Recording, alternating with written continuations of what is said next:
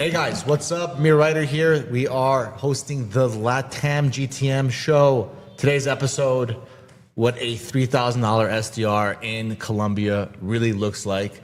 A lot of misconceptions about that. My man Alejandro Obergroen with the bright red laptop. How you doing today? Thanks for having me, guys. Great to be here.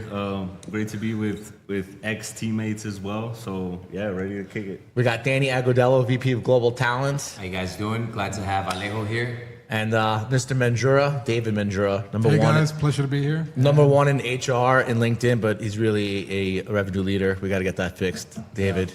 Yeah, but want to kick it off, guys. I'm like, look, we all know each other. I met Danny Agudelo maybe almost 9 years ago. He was the manager at the hotel I was staying in Park GRS, Medellin, and then I met Alejandro with.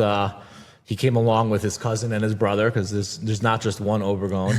But over the last 10 years, we've been awesome that we've been really bringing down B2B sales to Colombia. Probably helped over 10,000 people get jobs. But back again, man, this misconception of cheap labor versus leverage. Maybe you tell everyone about your journey, man. How did you start in sales? Were you selling to Latin American companies? Were you always selling to U.S. companies? Like, how'd you get here? Yeah. Well, thanks again. It's a pleasure to be here. Well, it all started off, I would say, like 12 years ago when I actually began working at call centers for American companies, and there I kind of started seeing that I had some talent on the phone, right? Doing retentions, customer support, just stuff like that. But after a while, I kind of, shout out to Eddie Bello, who also worked here as well. I learned about CloudTest and decided to move to Medellin in 2014.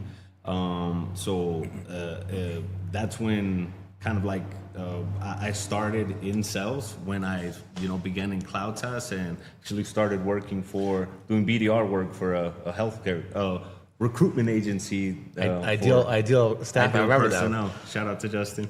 So were you born in Bogota? Yeah, I was born in Bogota, but I grew up in Houston, Texas. Then came back to Bogota, lived in Cartagena. Because your accent's really thick, it's kind of hard to understand you. But so like right off the bat, man, you never even worked for a Colombian company, huh? You started working. You worked for a Colombian call center, but always working in the English markets. That's right. Yes. Taking advantage that I grew up in Houston, Texas, I kind of used that to leverage my skill set, and that's where it all began in the call center world. Yeah, like it's a big call center place here too. Well, Danny, what about you, man? You also have a thick.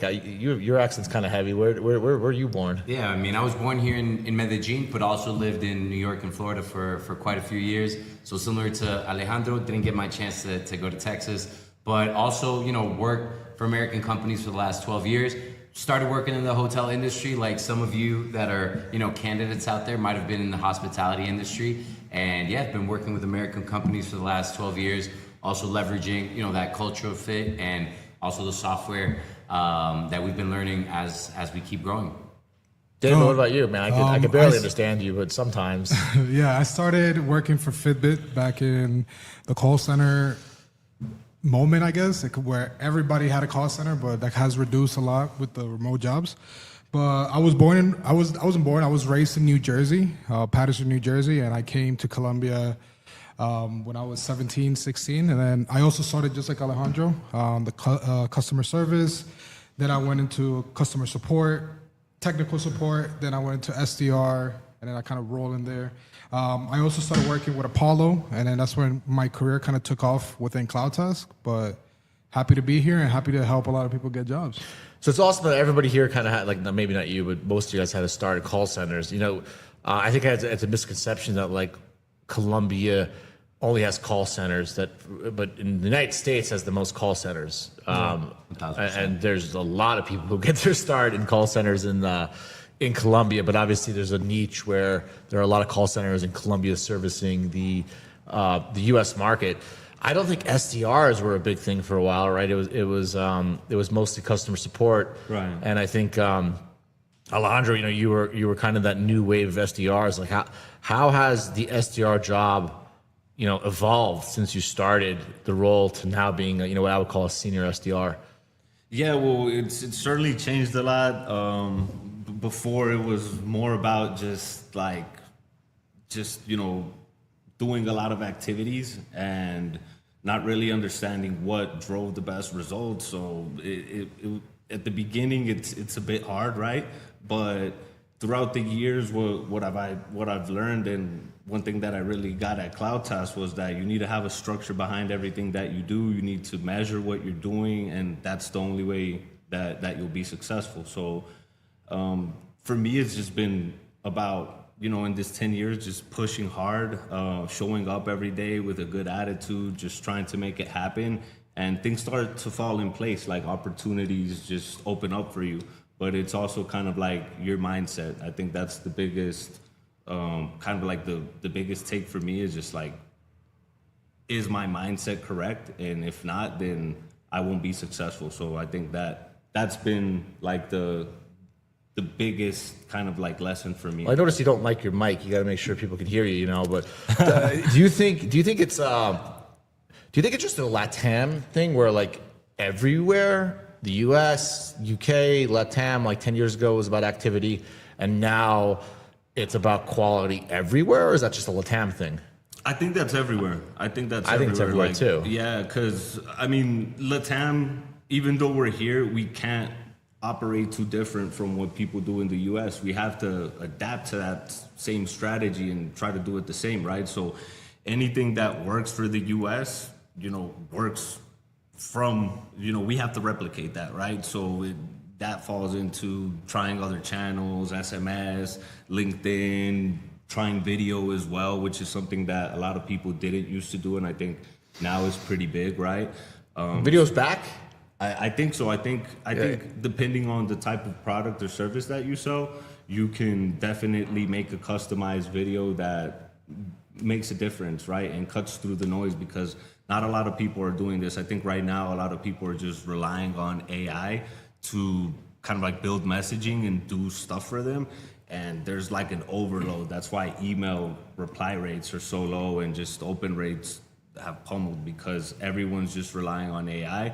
So I feel like one of the things that has always maintained that I think is important is just cold calling. I think that, it never goes old fashioned to pick up the phone. It's worked always. And obviously depending on what industry you're in, but I think it's the main channel before, and it is still right now. Alejo, I have a question for you. So you mentioned video, right, as prospecting. I'm seeing a lot of people approach video as it's just unique, but are you using that opportunity to make the video to talk about something very specific on a very well-researched approach, or? I think video needs to, it can't be something where you just scale it too quick. It needs to be personalized. You need to put in the work. The person needs to see that you're doing some type of research, or else it won't hit the nail on the head. It won't feel personal. It won't resonate with them, right? And I think it just goes back to the same. Are you speaking about their challenges? Are you talking about their world? Do you know their world a little bit? Do you know their company? And just like a cold call, it's important that you do your research, that you know the company well before you reach out to someone. And if you have something that adds value, then great, you're gonna be successful. But I think, whether you're doing video, whether you're doing cold call, whether you're doing emails, it's just all different channels. But your messaging in terms of like, am I helping this person? Like, why am I reaching out to them in the first place? I think that's what salespeople need to think. I'm going to help you out with your business challenge, because I can see this big, red, beautiful laptop right here, and then you got water stacked right here on the top, and I'm going to move this over here, and I'm going to move your microphone over here. All right. And now I'm going to feel a little bit more comfortable talking about what you just said, which is one of the things I noticed, right? Yeah. I've been starting to talk about with obviously top talent in Latin America, and like what I noticed is that a lot of the times SDRs forget the fact that like you're always solving someone's business challenge, right? And if you're communicating something with somebody, it's always around one business challenge, right? And I think sometimes what I noticed that SDRs, whether in LATAM or whether in the United States, they forget the fact that like everything, if you work for a company, I'll give you an example that's on my mind, because I know, we just had an interview with a company that they specifically help companies that spend call it $80,000 to $90,000 a month on paid media, right? Ads on Facebook, Google, right? And I was coaching some reps that were, you know, senior SDRs in the calls, and like I asked a few times, I'm like, you know, what do you do to, you know, overcome? Like, what do you do to follow up on a lead, right? And like they forgot that like they're always asking the same question, like, hey, Alejandro, like, do you find it hard spending $80,000 a month and managing multiple ad campaigns, right? And I think you have to remember as an SDR that you're always solving a business challenge. And if you're not lasered in on the fact that you're solving a business challenge, they think it has to be so many things, right? It has to be video, SMS. And I would push back and just be like, you need to really know that business challenge you're solving, right? Yeah. And, you know, for many VPs of sales right now, right, let's bring it back to like what you said about like AI, right? I think what's ironic is that if you look back even 10 years ago, like you used to work for Apollo, right? Yeah. Sequences lived in Apollo, right? So like 5 years before, back in 2012, I was working at NetSuite and we were sending like 25 emails per week without sequencers, right? So like you could almost say that like a sequence was this big breakthrough in automation, which built Outreach, SalesLoft, all these companies, right? So I think the big mistake that companies are making is that what they don't realize is that the AI SDR and AI is just, it's automating more of the busy work to allow an SDR to do what they always should have done, which was to have personal conversations and build relationships around business challenges, right? Because you're here like being like, I do well on the phone, right? We're going to talk about some of the results you get for you know, we know that you work for an e-commerce company that's a hyper-growing company in America doing agency work, helping e-commerce brands, right? And you got your Apollo open, and you can go over his stats, right? Before we get that,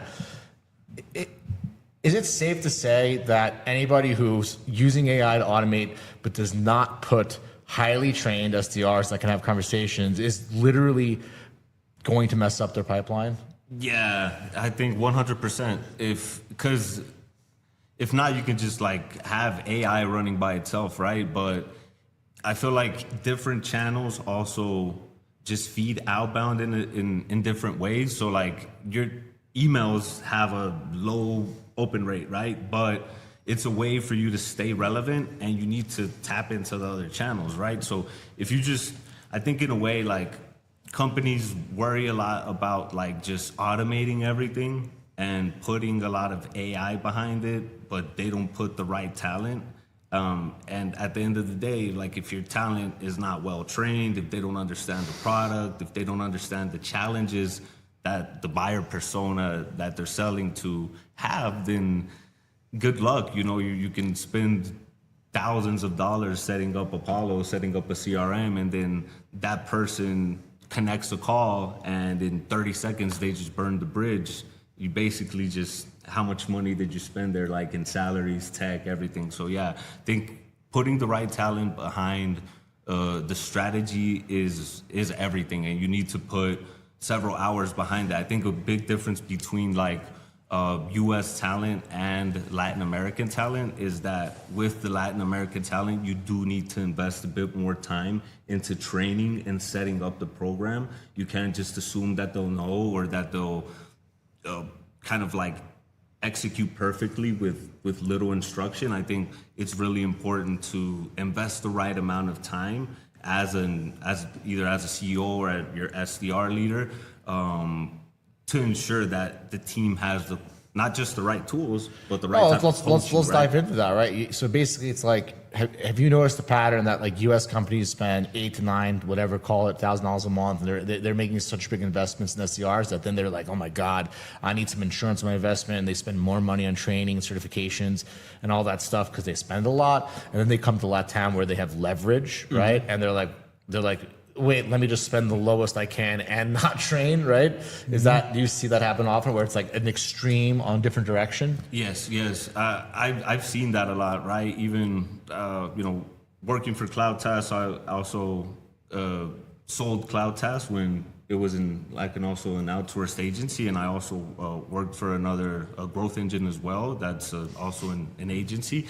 And I noticed that from a lot of CEOs and VPs of sales and sales leaders is that they tend to think that they can just kind of set up a quick list and some messaging that's very general and have people go through a lot of dials, and then give little to no coaching. And I think that just like sets you up for failure, right? And the whole team. So I've seen that happen a lot, and that's why I'm saying like there needs to be that investment of time where you're giving them feedback, you tell them exactly what you need from them, and this has to happen like once or twice a week. It can't be something that you expect them to self-manage and you check in every month and that's it. No, they need to receive like that consistent feedback. Do you think it's like a lack of education, or like do you think it's almost like, hey, I hired somebody, I paid them, they didn't do their job, it's not my fault? You think they're afraid of the training? You think they're afraid of the structure? How many times have you actually seen a VP of sales hit the phone's call and book a meeting to show you the way? Not a lot. And I think that makes a huge difference, right? When you set up an SDR leader or a VP of sales, I think it needs to be people who understand outbound. It's not just people who understand, like, I think there's different areas of sales that almost you can just kind of like master in, right? Closers are great at what they do, but sometimes not all closers are great openers, right? Then you have your openers that can be great openers, but maybe they're not good closers, right? So you have to structure your team out correctly as well. And I think, as what I'm seeing a lot with openers is that they put people that aren't exactly good at outbound work to lead people. They're more like a manager, like a kind of like a project manager, if you will, but they don't actually jump on the phones. They don't actually help build messaging. They don't understand the product as well. And what happens? They fire the rep and they have no pipeline? Yeah, so what I think happens a lot, and you guys have probably seen this as well, is that people end up paying a rep for like about 6 months to a year. The rep learns the essence of a few things, and then ends up leaving to another job because now they have We see it all the time. right? Yeah. And they get paid more, and now the previous company where they were at, they just lost all the money. They just paid for the training of that person, Yeah, right? And, exactly. and I'll be now honest, so I think that happens everywhere, right? So I don't think that's just a LATAM thing. I think that's the equivalent in America of somebody paying an SDR $50,000 a year, and then they train them up, and then 6 months later they go get a job for a high-paying company, 75, 80K. Exactly. And I just think the numbers here are more like $1,000 to $1,500. Is that same $50,000 a year job in America, and then $2,500 to $3,500 is that sweet spot for 24 months, right? That we've seen. And then talk to me a little bit about, like, Danny, you've seen this a lot. Like, what's like the difference between the mentality when it comes to like commission and base in here versus America? Okay, so yeah, from what we've seen, definitely in LATAM, a good base, a competitive base goes a long way, right? So we've definitely noticed that candidates are more willing to accept a base, let's say at 2K, right? 2,200 and a lower base, instead of being offered, let's say, a base of 1,500, give it, right? 1,200, but you have the opportunity to make 3K, 5K. Again, industries will vary. Obviously, in real estate, there's some really good high ticket value, but yes, to answer Amir's question, a competitive base is always going to be better than offering a low base. I'm gonna say it, and I don't want. I'm gonna call it out, right? I think the difference in America is that young youth live with their parents and have less overhead, so they're more likely to take half base, half commission. And I think in Latin America, the youth are taking care of the family. That's accurate. It's accurate. That's accurate. Let's call it. This is the LATAM GTM show, man. We don't bullshit here. All right, I think that- we get right to it. Yeah. Another thing I'd like to call out before what we were asking about, if they're not ramping up their new hires on time, right? I see it as it's a two-way street, right? So I've noticed that candidates at times oversell themselves like crazy. So of course the company that's hiring them is comfortable, or they didn't do their due process as far as like, let me see what campaigns you've already launched, you've already had success. So guys, candidates out there, make sure that, of course, we're selling ourselves, but don't oversell, because during those 30, 60 days, that's where they're going to see were you just able to talk, or are you able to walk the walk? So back to that is sell yourself appropriately, don't oversell yourselves. And then with the hiring companies, the biggest mistake that I've noticed is if you're hiring an SDR, why are you not doing a role play with them? There's a lot of people that might be great at selling themselves, but maybe they're not so good at selling your specific product. What are the top 5 obvious misses you see VPs of sales doing on an SDR interview? Yeah, right away, not role playing and putting them to the test to what they've supposedly been able to do over X amount of years. Obviously, the competitive salary, if you're coming in and you're thinking, oh, I already was able to hire someone abroad, let it be from Asia, let it be from Europe. We can't come with the same mentality as, okay, $1,500, $1,200, that's it. We need to look at the market. Let's see what type of English level experience. So those two are huge losses. Another one would be if you don't have a manager in place. If you don't have a manager in place, that means that you as a CEO, the owner, the founder, you're going to have to manage these individuals. And if you don't, there's going to be churn, right? So as Alejandro mentioned before, you're gonna train someone or your team's gonna train someone, you're gonna let them go and they're gonna go to the competition and now they're even more knowledgeable thanks to your training. I'd say those 3 pieces is what I'm noticing mainly. And then finally, when we treat our remote hires as remote and we actually don't bring them into sales meetings, you're not following up and understanding what challenges they're having. And it's like, okay, I was sold really good. Alejandro's great at what he does. I'm just gonna let it run. You're gonna let it run, and then 3 months down the line, 4 months down the line, or before, if there aren't any meetings being booked, you're gonna realize that I needed to be involved or I needed a manager involved. So that's something that's crucial. Yeah. I want to add something to that. So there's few things that I've seen over the 10,000 people that we placed is specificity sells more than overselling yourself, right?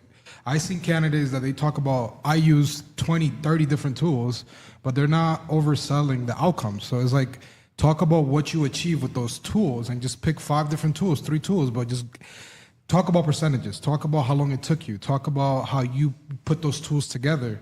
And most likely you're going to be considered a lot faster than just... Dude, it's a perfect segue to Alejandro. Alejandro, man, you started I think 8 months ago working for that high-flying e-commerce agency. Talk to me about the onboarding, the tools you used, what month 1, 2, and 3 looked like, what kind of booked meetings you were making, how you were booking meetings, what kind of pipeline you were generating.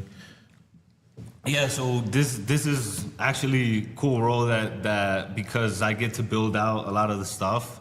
We didn't have initially when I joined, we didn't have a lot of tools. So this company was set you up to fail, and they got lucky because you're good. That's okay. That was kind of like what we agreed to is that I was joining to help build a lot of this out because. So you were doing almost like a market validation. You were like the pioneer SDR. Right.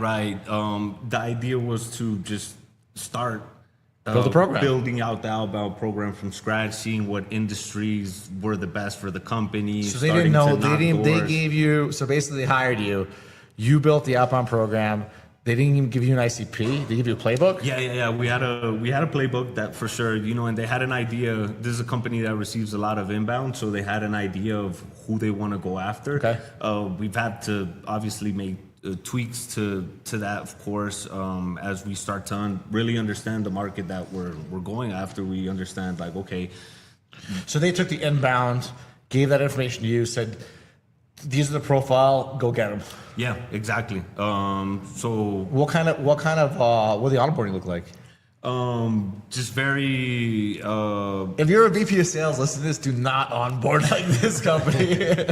No, what did it look like? They give you a napkin. It was pretty much like, hey, here's treasure hunts. Here's a few calls. Go listen to them. Here's the website. Here's the playbook, and just research it and start building out your list, start building out the messaging, start Execute. just basically executing, right? That's when coming from Apollo as an account executive, I suggested it as a tool. And So you also worked as an AE at Apollo. yeah, I've also had the opportunity to work as an account You've been around the executive. block, man. Yeah. You've been around the block. Yeah, absolutely. But I think for anybody listening, I think this is kind of also what we tell people, right? Like, if you're in the United States or you're in Latin America and you want to hire an entry level SDR and you don't have a program, good luck. 95% failure rate, right? Yeah. Yeah. I think that the company that hired you got lucky in the sense that I believe that companies should either hire like a GTM leader or sales manager or just use an agency, right? The agency. They were an agency, right? They're telling e-commerce companies, right? Yeah. So we noticed this too, and that's kind of why we titled this episode, what does $3,000 get you in the United States? Because you know what it really gets you? It gets you a guy that's 9 to 10 grand in America. And why? Because the US dollar translates to peso and the cost of living is lower here. So people always have this misconception that like LATAM talent is cheap. But they don't understand that if you make $10,000, you spend $10,000, you got zero in a month, right? If you make $3,000, you spend $2,000, and you got 1,000 left over. Who's got a better lifestyle, right? Right. I live in Colombia. We're shooting from Colombia. I live here because leverage, right? So like, if you're going to come to Colombia, if you don't have product market fit, if you don't have a manager, right? You want to hire someone who's a top 5% SDR, and that is somebody who has cold call for, call centers, cold call for, staffing companies, Right. cold call for Cloud Task, right? Yeah. And then we couldn't afford you anymore, so we went to Apollo. Shout out to Tim Zhang for taking all our teammates, taking our best talent.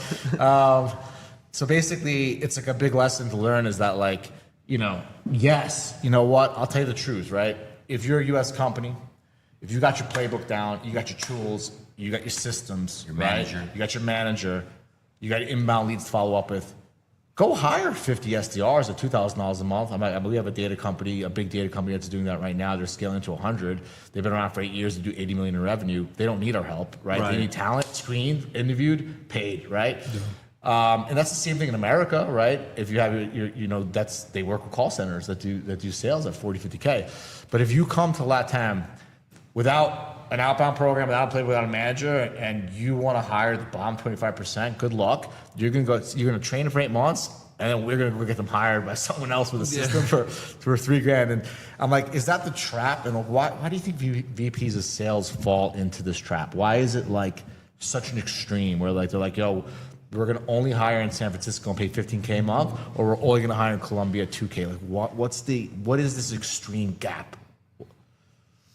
I wish I understood, right? I don't Danny, think do you understand? Yeah, It's clear to me. I was gonna jump in. Danny And thinks what he I've knows. noticed is it's bad marketing. So even on a personal level, I've noticed that people that are living in Colombia, hey, I've been here for 6 years. Come here, you could live with $1,000. You have those people, and then you have people that have been living here for 2-3 years, and then they're being honest. They're saying, hey, the cost of living is lower, but at the same time, don't believe the first thing you hear, right? So I believe that these VPs of sales either have hired abroad at a very low rate and they were lucky, or they've heard how other companies, how other individuals have been able to hire this golden person, right? And they were able to execute X, Y, Z.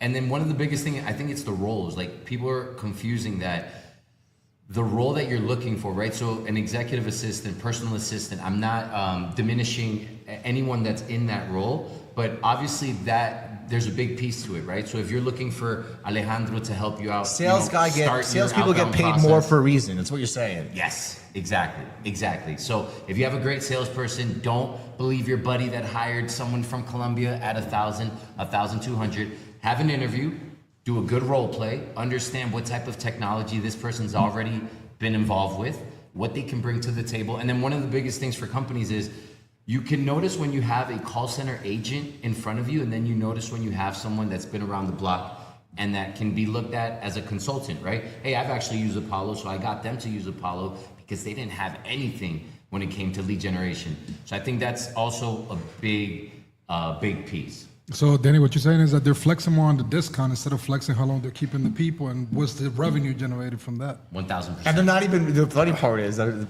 if they were flexing on the discount, right, and then they took the extra budget and hired a trainer, put an onboarding system, right, bought leads, paid for marketing, leads, exactly. They're flexing on the discount, and then they're just taking that capital and buying, groceries for their office and getting coffee service and just wasting it down the drain when revenue's literally their pipeline.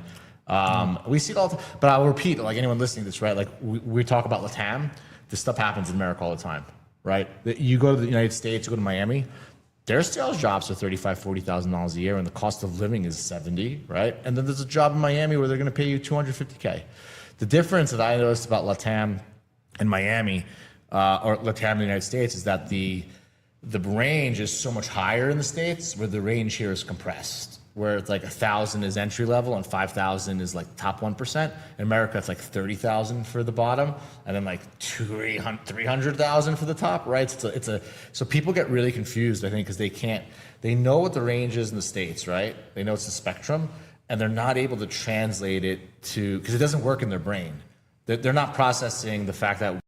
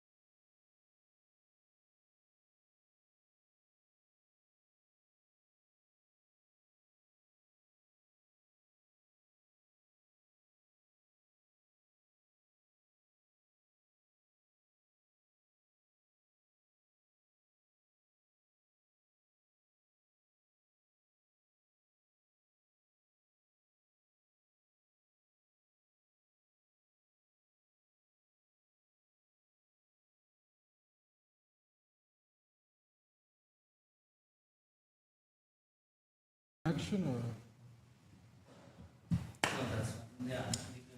Because the internet has been dropping. we're good. Me too. We're I had recording. issues with internet as Cool. So Dave, talk to me about like the GTM role. Do you see it as like separate from the SDR manager? Is it coming together? 'Cause I think it's coming together, Okay. right? Because what I used to see is sales leader, and there used to be like, heavy dials, let's review your calls, let's review your cores. But then the GTM manager, they're more like systematic. They want to make sure everything is well connected so that the team is well equipped. So it's like CRM, transcriptions, having the right tools, the right follow-up system to push after the call. But everything is coming in together because of the technology. So it's like the traditional salesperson that's pushing for calls now has to be also a GTM leader, because the companies that are not using the technology that most of these guys are using, they're staying behind. So do you think it works better if you get a GTM leader and a sales manager? And do you think it's safe to say that an SDR manager is more a manager of people and emotions and training Yes. and cold calling, Yes. and one's a system? Yes, I'll take the second one. Dave, Because- I was going to ask real quick for what he was saying. Or SDR managers, do you think they would go for a product or service that's less complex? Because when you're saying GTM engineer, is it possible that the type of industries that need those people, right? Let's say retail, right? Yeah. Retail might not necessarily Yeah, need 100%. a GTM, but they might need that sales manager, right? That still is making sure that the rep is doing what they do. So do you think it also has to do with the industries? It has to do 1,000% with the industry, right? Because a lot of companies are not investing in the tools that most of these guys are using, right? But with the industries that we deal with, based on our hires, I've seen that they're going from the traditional to AI powered, not only on the SDR piece, but also on the managers, because or those they can't keep up, or they're not going to be in the same terms. So then when the SDR asks for something, if that guy is in the traditional model, they don't even know how to address But that like, problem. are we looking at the same thing where like you have a symphony, Yeah. right? And you have like the guy, the orchestrator guy. Yeah.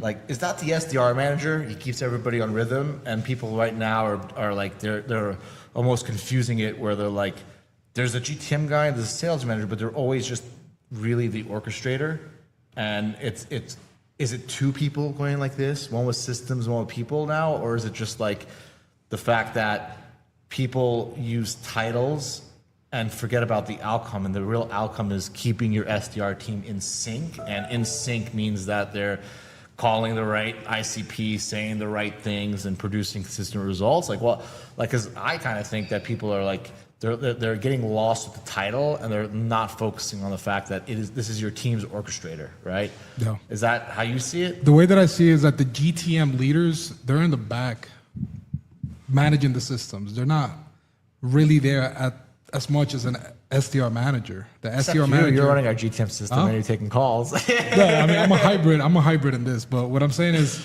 I'm going based on my experience, because I used to have a manager that would just tell me dial more, what's going on, you're good, everything's good. But then when I had to consult somebody that's managing the system, it was a whole different approach, and they're usually not as seen in the team. You know, they're usually like. Are we talking about the transition from rep to operator? Yeah. But it's not only happening in the front line; it's also happening in the back end. The whole business is going Yeah. from rep to operator. Yeah. Did you see that at, I'm sure you saw that at Apollo, Alejandro, right? Did Apollo have outbound SDRs?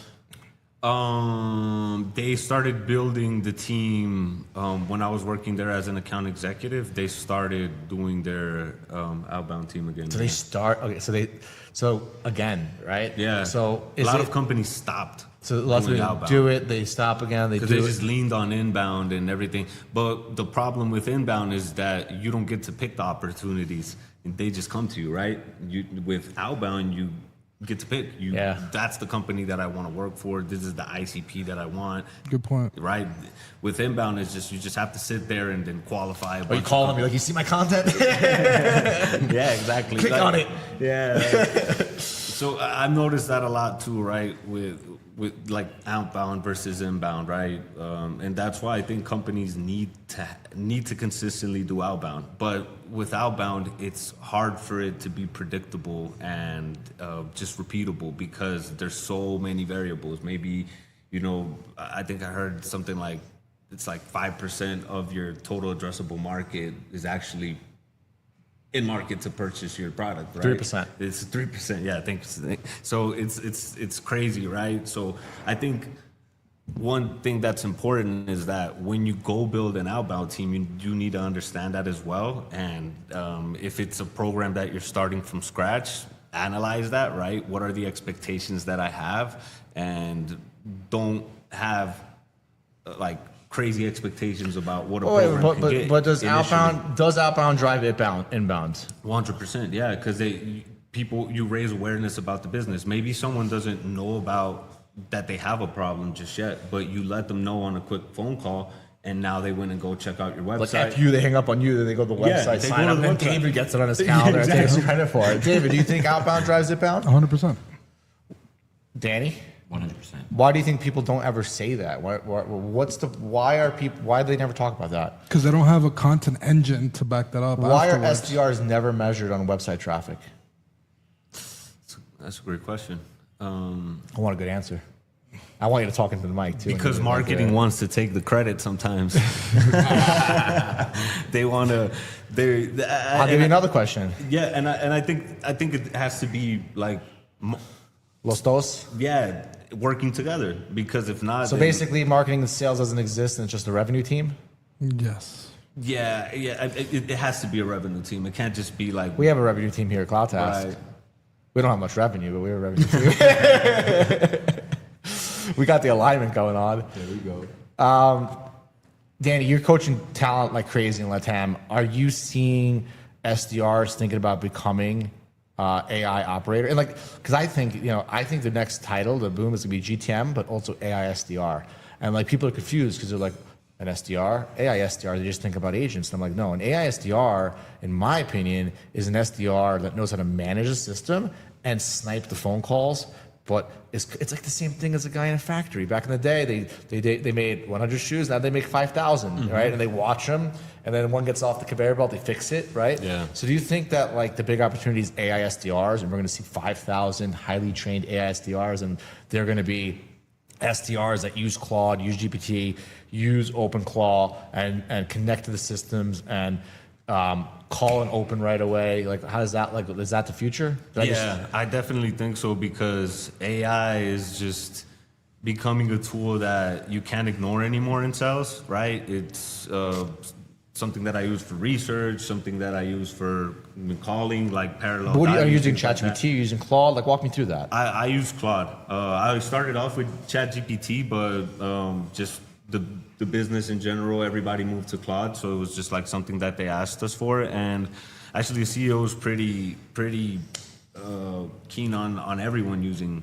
AI, and for everything that they do, it's like just consistently. So walk me through a day. You wake up, you go right to Claude. What do you ask Claude? No, I go to Claude every day. One thing that I use it a lot for is research, because I don't have the time to sit down and find 100, 200 companies. Did you use Claude to research this podcast?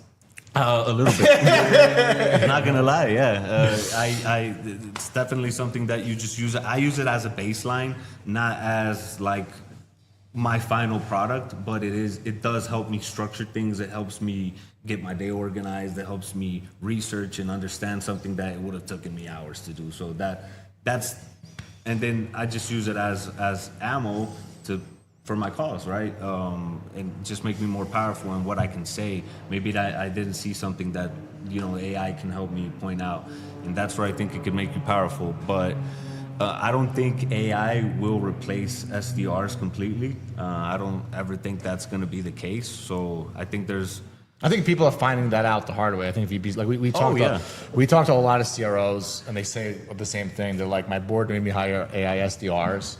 My CEO made me hire, and now my pipeline is gone. Yeah. Right. And that's like our inbound traffic that we're coming. 100%. I think I even, one of the roles that I was in at a company, not going to mention which one, was cut because they wanted to shift into just inbound and have everything done by AI. And funny enough, now they're actually hiring SDRs again, because they found out like we just can't sit here and wait for people to come to us. We have to go and their pipeline went down. Yeah, and Amir, like there's a reason why there's 239 GTM experts on Tropic. They're hiring SDRs too. Exactly. And ironically, I tagged someone's profile in the comment of it. No, and a lot of post like 10 minutes ago. No, like a lot of companies are letting go of talent, but they're paying the same on tokens and no pipeline. Yeah. Well, that's another thing. These token prices are going to be jacked up, right? Yeah. So like we're all getting hooked on low cost tokens, and then they're going to be like, yeah. So basically, it's like it's a really fast reshuffling, and people are going to find out, I guess, the hard way, that it's a combination of human and machine, right? A combination, but to what Alejandro said, right? So AI is not here to replace humans, or SDRs. But if you're an SDR that's not keeping up with the pace, right, you're definitely going to get replaced. By another human. I've had these coaching calls, and I get excited as if I was a hiring company when I hear the person mention nooks, that they're using Claude, that they've been able to create a workflow, that they're able to go to sleep and then wake up and see who's responded to their sequence. So the agents that I'm getting on calls with that are more old school, traditional, like, hey, yeah, man, I got the gift of gab. Give me someone's cell phone number and I'll call them. I'll book that meeting. that's good, but those are the ones that are going to be left behind. And again, yeah, those are the individuals that are getting those tools well sharpened, and they're ready to use Notion, they're ready to use Claude, all these AI tools. They're not getting replaced at all. But if you guys are not keeping up with today's technology, you will be replaced eventually. Yeah, that's for sure. I think there's a lot of stuff that you used to see that was a plus. Like AI right now is like a plus to know, but I guess sooner or later is going to be a requirement when you go sign up. It's like for using a company. computer, right? Like, do you use Windows? Yeah. You know what I mean? Yeah, I agree with you. It's kind of like it levels up the playing field for everybody, right? When everybody has access to Claude or ChatGPT and all these tools, so it's like, I think there's going to be a rebalancing where it's going to be almost back to like first principles, where like the person who picks the phone call can make the conversation, right? The person who takes the inbound call and actually asks questions and qualifies and get deals. You've been in AE, you've been in SDR. What role do you think is harder and why? Wow, that's a good question. I think the hardest role is like that hybrid AE that has to go hunt and also close whatever he hunts. I think that's the hardest, definitely, because it's hard to find time for everything. Prospecting sometimes. But do you think needs 8 AE hours. should be prospecting? Yes, 100%, because you don't want to just depend on the inbound that the company gives you and what the SDRs can get for you. If you already know your product, if you know the challenges, you're speaking to people every day that you know what they're going through, just go relate that and tell the story to via outbound and tell people, but also just organize yourself correctly. Use AI, use tools like Apollo, Outreach, all of these great tools to also help yourself do things faster. Maybe you need to set up something like Orem, Nooks to help you make more dials in a day, right? Because obviously if you don't have the time and you're making just 20 calls a day, you won't get the results, right? So that's where I feel like you need to know about the right tools to correctly set up, but don't also not get caught up with setting things up and not executing. Yeah. No, I feel like execute, and just learn as you go. That's ultimately what'll make you better. But yeah, I didn't ask, man, how many meetings you make in a month at your current place? right now, it's been a ramp up, right? Currently, last month, I sat at 17 meetings booked with 12 completed, right? And that's I like that. Booked and completed. There's a big difference. there's a big difference, right? Because you can book them, but they don't show up. So I think completed and qualified is definitely what you need to aim for. Because if not, you'll just give crap meetings that don't close, and you're at the end of the day, as an SDR, you will be measured on ROI. Okay, Sure. How many of these deals that you brought in actually closed, right? So as an SDR, I think it's also important to focus on that, not just booking meetings, but quality meetings. Does it make sense to waste my AE's time and this other person's time? So it's important to understand, like, not just, setting up a meeting, but what happens after, and making sure that it makes sense. And that way, you make everybody happy. You don't waste everybody's time. And actually, that's a really good point, because even on the interview side, right? A lot of people will say, "Hey, I can make 800 calls a day." Yeah. That's just scratching the surface, right? That's activity, What yeah. business leaders want to know is what type of outcomes came out of those 1,000 calls. How many people did you connect with? How many meetings were booked? And at the end of the day, how many actually converted? Exactly. Right? I used to, like I say, productivity, activity doesn't mean productivity, right? You could just sit there and send 1,000 emails, make 500 dials, and literally not get anything because you're just throwing spaghetti at the But I wall. think it's a See what misconception sticks, of both sides, not only the seller and the buyer, but it's also the buyer. Right. Right? Because the buyer's like, oh, I'd rather interview the one that does 300 calls than 200. Exactly, And right. it's like, So that's why I say, like, you need to really focus on, like, what are the results that you want to get from a program like this, and be realistic. I think that's really important too, because sometimes there's companies who don't have product market fit, don't have an outbound program yet, but they want 20 expecting- meetings yeah, exactly. from their SDRs. They're not shopping with outcomes, and that's right? the only way that you'll actually earn commission. Who's going to be motivated that way? People are going to probably join your company 2 months down the line. Either you're firing them, or they're finding a new job, right? So what I've seen a lot of companies do successfully is that they actually give you a draw maybe for the first 3 months, right? So you can be accustomed to making that money, and that way on month 4 comes in, you're already accustomed to making that money. You're not gonna drop down. So you're gonna hustle real hard to stay at that level, right? But some companies don't really see that, and they're just like, okay, put your skin in the game. But you know, the SDR job can be frustrating, right? You go through rejection all day, you get no's, and then you're also not making money. I think is also something that companies need to look at. And in those programs where initially you don't know what's going to happen, maybe consider that and help your BDR out as well with maybe some commission that they can start feeling that sense of, okay, this is what I need to aim for to make this. Yeah. I'm gonna say this too when I'm talking to you, right? Like I know, like we've helped a lot of people get hired, and we have 60 roles here, and it is so funny. 64. How 64. It's so funny how less complicated the other roles are to the SDR, right? It's like there's like never been, because it's like, ever see that meme where like everyone's just pointing at like each other as like it's their fault? Yeah. There's no other role that has so many like gurus, leader, not GTM, right? Maybe, but it's like you get hired for like technical one support, right? A product leader, CTO, front-end developer, back-end developer, SEO, marketing director, social media. Like, you ain't going nowhere forever. You show up, you work hard, you're not going anywhere. But there's probably 300,000 SDRs in LATAM and America that are like cycling around. Do you think it's a fundamental issue? And do you think that the SDR role itself is so complicated because it relies on so many different variables that people can't control? Yeah.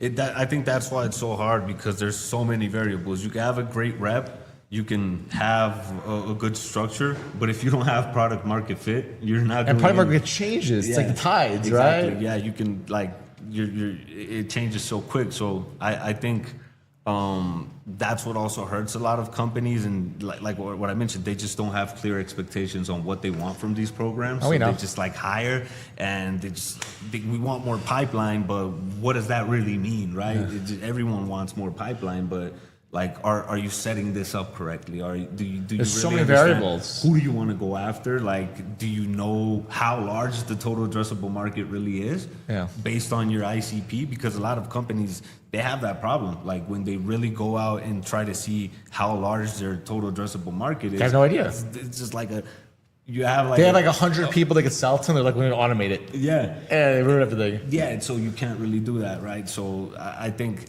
that's the biggest kind of like challenge with that role, and just not setting them up properly. That's with either tools or with the right management team or the right type of feedback loop, because SDRs consistently need feedback. You can't just, someone could be doing great for a month and then next month they're like, it's like the MMA fighter of the business world. Yeah. Right? They're the hunters, yeah. They have to go and break down barriers, like get 2,000. Not everyone's lucky as Dave, just get inbound traffic on his calendar. It's hard. It's a hard role, but it's also rewarding, and I think people have learned that in Latin America, you can really grow within companies and start opening up a career for yourself with these type of SDR roles. Like myself, I started off like 10 years ago in sales, and I've been able to build a whole career out of it, help my family out, just position myself completely different. And it's thanks to this. So, I mean, to anybody out there looking at this, you at 21, 22, 23, you can start off in your first role and then grow into, providing for your family. And building a family, man. Building a family, yeah. So it's motivating, and I hope a lot of people can fall into this as well. And that's a good segue to let's wrap this up in a good way, man. What's next for LATAM in the United States in the next 10 years? A lot of tech companies have their eyes on us now, right? We have events like AI Summit coming up, Colombia Tech Week happening every year. So we're getting a lot more exposure with companies like NAN, Make, 11 Labs that I met last year. So Shout out to the Bogota talent if you're in Yes, town we're next coming for you May guys. 9th. You want to meet with David Manjura? He'll be there. we're coming. We actually got people hired on the spot. That's awesome. So, That's awesome. so that's going to happen more often, right? I did wanted to close this with a very strong question, right? My question is, why is SDRs not building in public? And the reason why I ask is because, like, I used to not build in public. I used to think it would never influence my pipeline. And ever since I started building in public, it has. Are you calling out Alejandro? Yeah. That might be a call out for me. And Shots that's fired. something. Hey, look, that's something that I really respect Dave for, and that I've seen you've done. I don't think I've done that enough, right? I've built a LinkedIn profile. I've connected. You with got a big red thousands laptop. of folks. I have a huge laptop here. That, but what I think, yeah, what you're saying is, build your personal brand. I think that's what's next for me. I haven't put enough time into that as I think I should. Because it wasn't an attack, it was a question, man. So no. I think it is important, and it is going to help build a lot of pipeline and open up opportunities for people. I think his 100%. answer is they're shy. Is it shy? Yeah, shyness. Yeah, Or they're not motivated by the a lot of marketing team? salespeople don't like to be too out there, right? We like to close deals, and They're afraid of inbounds. Because I'll be honest with you, I use my LinkedIn in every call. Yeah. Let's connect on LinkedIn. I'm going to be publishing. Not candidates everybody's number one in HR, bro. Hey, they can learn, they can learn from this. So I'm just asking this because a fair like, I point. talk to a lot of people, and it's sometimes like I'm too busy calling. But it's like, but if, for example, I get this common objection. Why don't I just build an article? And the moment I build an article, I'm gonna feel more confident if that objection comes again. So it's like I started applying that. I learned that from Amir, and it works. Dude, we can talk Dave, to you know coach what this guy after, bro. I think there's just people that we're not probably not too used to like video content creation, editing, stuff like that. So we probably fear that it's not gonna look as professional. So since we have like so much time we're putting into like the other sell stuff, that's probably what consumes. I think there's a challenge being made right now. I think David just challenged you. I accept the do it. challenge. I think what I heard is David challenged you to build out No, loud. it's a question I often ask. You know why he's pissed off? Because if you build out loud, you can help the younger Alejandro get more opportunities, man. Because you've been love that. hiding in the shadows, booking meetings every fucking day. It's just working. But 10 years. nobody sees you. They see David. Yeah, and I think there's a lot of people that have a lot to share in LATAM. Just like yourself, like Danny, like myself, that been doing this for 10 years, and now we. What about kinda me? I'm Latino now too. Yeah. Paisa. He's paisa now. But I think the main thing. Oh, go ahead. What I'm saying is like we helped pave the road, and I actually like I kind of like feel proud of that too. And just 100%. So you're gonna have a congrats to you speech guys, on too. our sellers night on June 16th right here. Yeah, around I events. would- I would Okay, love 'cause you're the to, man of the hour. You know me, like Yeah, I there's love a couple speaking, challenges coming out of motivational this. Talks and all You that thought we were good just stuff. inviting you on a podcast, huh? No, I'm down for all of it. Yeah, I love it because I think a lot of people need that extra motivation. A lot of people don't. Like when I was 10 years ago, I was looking up to Amir, right? He was the one doing it. He was the one moving all of this. So we were trying to learn from him and really catch on to a lot of this and learn about business development when it was pretty much new to us. But now I feel like there's so many opportunities out there. What you mentioned, companies now have their eyes in Colombia that a lot of people could take advantage of, and you never know what you can end up being the director of marketing, right? Because GTM is just has so many routes. You could be a VP of sales or a director of BDRs, things like that. Or if you just want to stay selling and just make money, that's also good. Like, because I feel like the SDR role needs to stop being treated as the entry role that just anybody can get, because it's not that. You don't want. I think it just should be. anyone. I think it should be more higher paying than the kind of executives. Because Man. you don't want just anyone, the guy who just came into your company going to represent No, you. you want Alejandro Obel You going want to someone that represent you. knows, right? You want someone that could represent you good. So I think that's also really important. Don't treat the SDR like the entry level role. Exactly. Build them up, invest in them. But it's also on us as SDRs to also learn a lot, invest in ourselves, invest in like learning and being open to learning, right? Not being. Like, I'll give you a background, like how it works for me, right? Because like when I started He's building in coaching public, you. I had a lot of fear. I thought they were gonna question me. I thought Amir was gonna think I'm not being productive. It was. So I don't many- think you're productive, but that's a separate conversation. It was so many different things that it was fear that I had. But then I realized like it's my learning, is the way that I actually learn and engrave that learning. Because if I talked about it on a call, if I went back to my team system to know how to address that objection again, and now I'm building an article, and then I'm known for that article, Right. and then now I have more pieces of content from that article, I'm never gonna forget about that objection. It starts becoming part of me now, my speech, and also my narrative. So that's the way that I position. Is like if I publish it, I'm gonna learn it, and it was just that self commitment every time, and it just started compounding to the point. I'm like, let me start showing myself. Let me start. How can I make a picture of David and then connect that with what our buyers are dealing with, and then it just starts compounding. So like that's the way that I approached it, and it works. You learn more about your business. More people approach you for more than just like can Dude, I this is hire? turning into a pep talk. This is awesome. Although, you know what? I'll say something though. If you're making 17 meetings, 12 confirmed, it sounds like you had social media and you got 24 meetings, 19 confirmed, right? Absolutely, absolutely. I think a lot of like that's Well, there's always room for improvement, right? Like for me, it's that, right? How do I use video and content and posting on LinkedIn to become a thought leader? Yeah, there? Dan, you used to be shy in video before you became handsome. What was that? It all What was changed. that? What was It all that journey changed. like? Well, what I was gonna say is with Dave, and it happened with me personally, is I believe that it's also the companies that allow their reps to be creative. So if you're an SDR and you're in a role and you literally have 120 calls to make, 50 emails to send, where do I take the time to be creative? And is the company allowing me to start being creative, right? I think that's like also a piece of, I was shy before.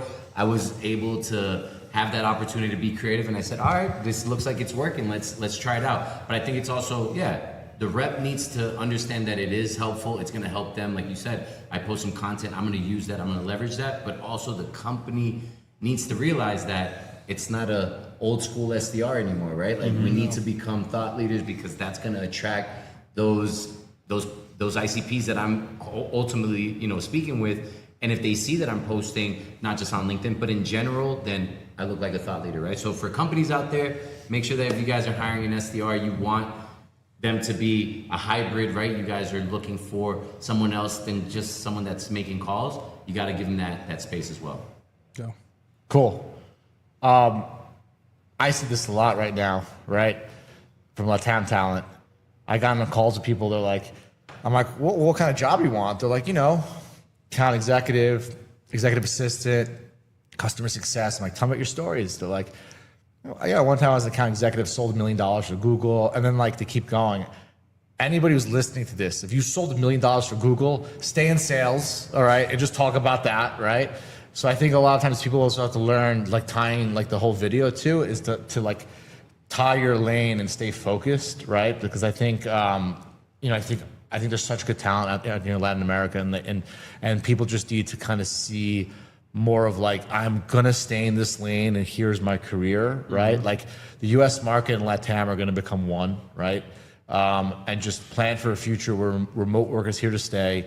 AI is gonna make your job faster, cheaper, more efficient, you're gonna be global. I'm like, we're in Latin America, but like how many like Americans, British, UK, Australia, like it's not even, it's like a global market now, right? So like at the end of the day, I think, take the time to just kind of like stick in the lane and see the career out for 10 years. But guys, this has been awesome.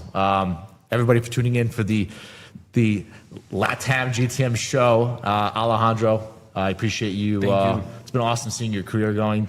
Danny, happy now that you're handsome. It's been a long way. And I like the soprano outfit on David Manjura.